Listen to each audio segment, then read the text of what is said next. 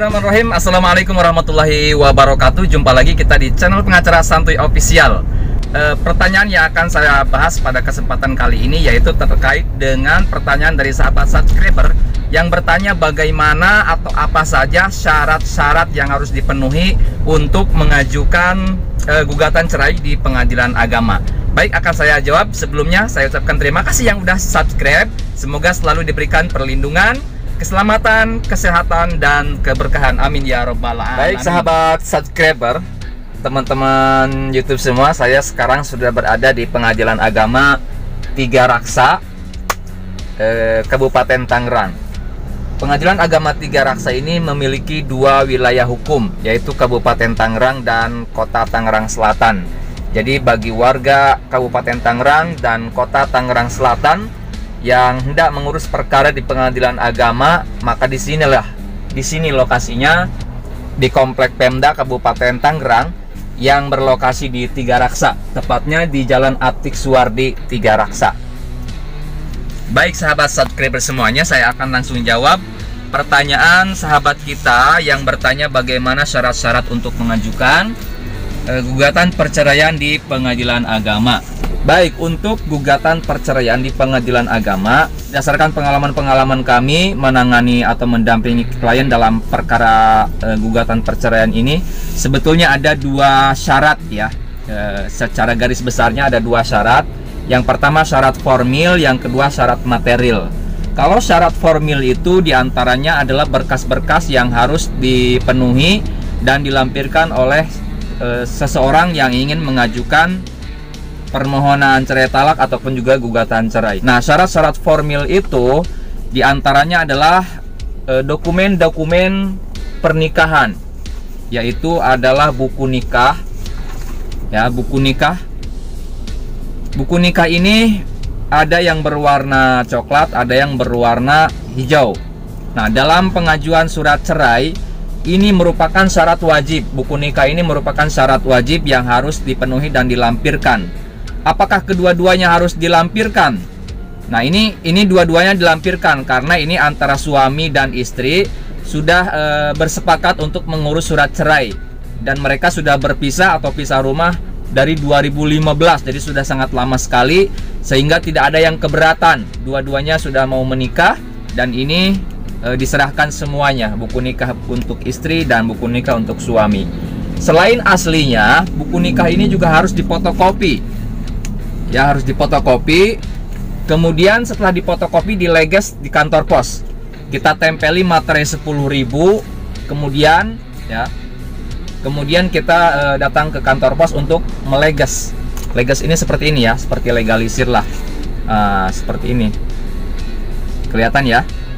Ini adalah cap leges dari kantor pos.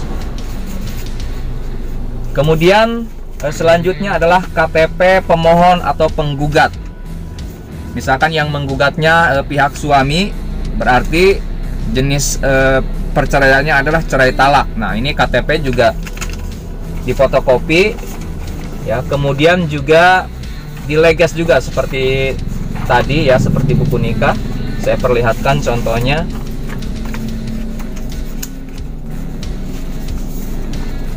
Nah, ini adalah fotokopi penggugat ataupun pemohon ya. Sama, setelah difotokopi ini harus dileges ya. Ini karena sinar matahari jadi nggak kelihatan jelas. Nah, ini leges ya. Nah, ini cap leges di kantor pos. Jadi harus di stempel seperti ini dan di materai, dikasih materai 10.000. Kemudian selanjutnya ada fotokopi pihak tergugat atau termohon. Kalau pihaknya yang tergugatnya perempuan, dia disebutnya termohon. Sama, fotokopinya kita fotokopi, kemudian dileges juga di kantor pos ya. Ini cap leges kantor pos. Kemudian selanjutnya adalah kartu keluarga ya, kakak. Sama, ini juga difotokopi, fotokopiannya dileges. Kita tempel dulu materai 10.000, kemudian kita ke kantor pos untuk leges. Bilang saja ke security atau petugas di situ mau leges bukti pengadilan. Nah, mereka sudah pada paham. Selanjutnya buat surat gugatan. ya, kita bikin surat gugatan. Kalau yang mengajukannya pihak suami berarti namanya surat permohonan. Karena klien kami ini laki-laki atau pihak suami, maka kita yang harus kita siapkan adalah surat permohonan cerai talak. Kalau istri yang mengajukan, di sini disebut gugatan cerai, ya. Nah, harus disiapkan ya gugatan ini. Gugatan ini memuat identitas suami istri, kronologis peristiwa dari awal sampai akhir. Kemudian di bagian akhir itu ada tuntutan untuk meminta memberi izin kepada suami untuk ikrar talak di hadapan sidang pengadilan. Itu kalau suami yang mengajukan cerai. Nah, itu bagi yang mengajukannya pihak suami. Kemudian kalau dikuasakan kepada pengacara, maka harus menandatangani yang namanya surat kuasa khusus.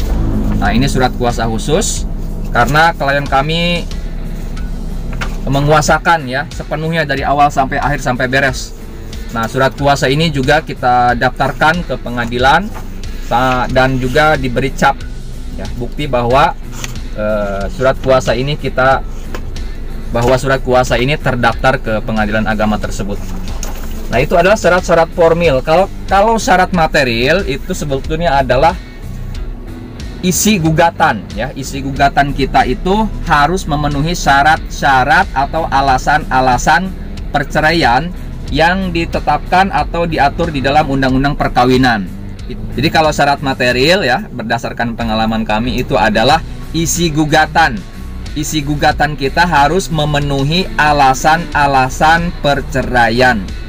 Di mana alasan-alasan perceraian ini sebagaimana dimuat di dalam undang-undang perkawinan dan juga kompilasi hukum Islam, semuanya kita jumlahkan ada sekitar 8 alasan yang bisa menjadi latar belakang atau syarat diajukannya gugatan perceraian.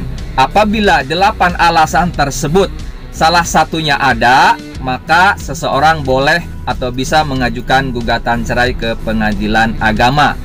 Nah, dari ke-8 alasan tersebut, apakah semuanya harus ada atau salah satu? Nah, tidak semuanya harus ada baru kita bisa mengajukan gugatan, tetapi ada salah satu saja itu bisa menjadi alasan yang dapat dibenarkan seseorang mengajukan gugatan cerai di pengadilan agama.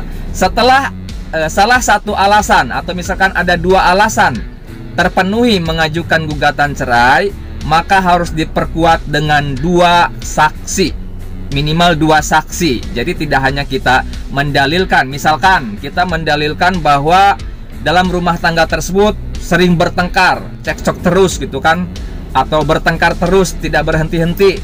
Nah, harus dikuatkan dengan saksi. Ada nggak saksi yang melihat pertengkaran secara langsung, bukan hanya sekedar omongan dari orang lain ya. Jadi saksi itu diutamakan orang yang melihat secara langsung, menyaksikan secara langsung, mendengar secara langsung, bukan mendengar dari orang lain, dari tetangga, dari siapa ya. Kalau mendengarnya dari prinsipal langsung itu masih bisa diterima. Jadi itu ya, terkait dengan syarat formil. Tadi syarat-syaratnya, berkas-berkasnya sudah saya sebutkan. Kemudian syarat material itu diantaranya memuat alasan-alasan perceraian yang harus dipenuhi. Itu yang dapat saya sampaikan, mudah-mudahan bisa menambah wawasan.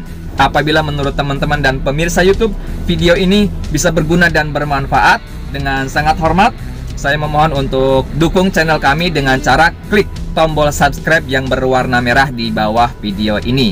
Sampai jumpa di video-video selanjutnya. Billahi taufiq wal hidayah. Assalamualaikum warahmatullahi wabarakatuh.